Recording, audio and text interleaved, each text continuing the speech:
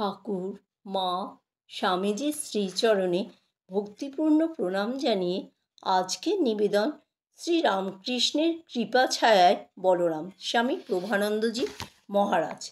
শ্রীরামকৃষ্ণ একদিন ভাবচক্ষে দেখেছিলেন যে হরিনামে উদ্দাম উন্মত্ত এক বিপুল জনতা ধীরে ধীরে পঞ্চবটী থেকে তার ঘরের সম্মুখ দিয়ে প্রধান ফটকের দিকে এগিয়ে যাচ্ছে।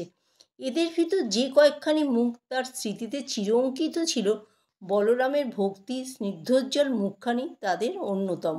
এবং বলরাম প্রথম যেদিন ঠাকুরকে দর্শন করতে দক্ষিণেশ্বরে আসেন, সেদিন তাকে দেখা মাত্র চিনেছিলেন, এ ব্যক্তি জগন্মাতার চিহ্নিত জন।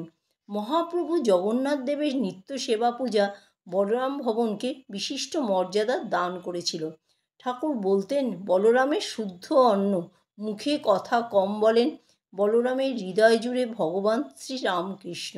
বিনয়, সরলতা, ভগবত প্রীতি, ভক্ত সেবা প্রভৃতি গুণে বলরাম শ্রীরামকৃষ্ণ ভক্তমণ্ডলীতে সবার শ্রদ্ধা আকর্ষণ করতেন।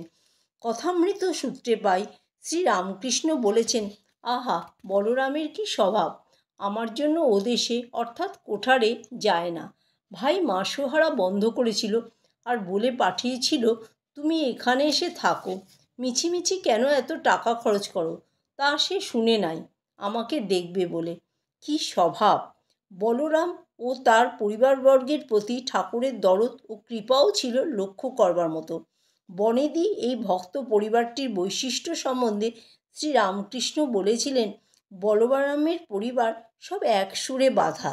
কর্তা গিন্নি হইতে বাটির ছোট ছেলে মেয়েগুলি পর্যন্ত সকলেই ঠাকুরের ভক্ত। বলরাম ভবনের বৈঠকখানা ঠাকুরের বৈঠকখানাতে পরিণত হয়েছিল। বলরাম বাড়ির অপর আকর্ষণ বার্ষিক রথযাত্রা, কিন্তু সে রথযাত্রা সাত্ত্বিক। কালক্রমে বলরাম ভবন রূপান্তরিত হয় বলরাম মন্দিরে। এই মন্দিরে নিত্যপূজিত ভগবান শ্রীরামকৃষ্ণের সঙ্গে বেদিতে সমাসীন শ্রীমা সারদা ও স্বামী বিবেকানন্দ। জয় ঠাকুর, জয় মা, জয় স্বামীজি।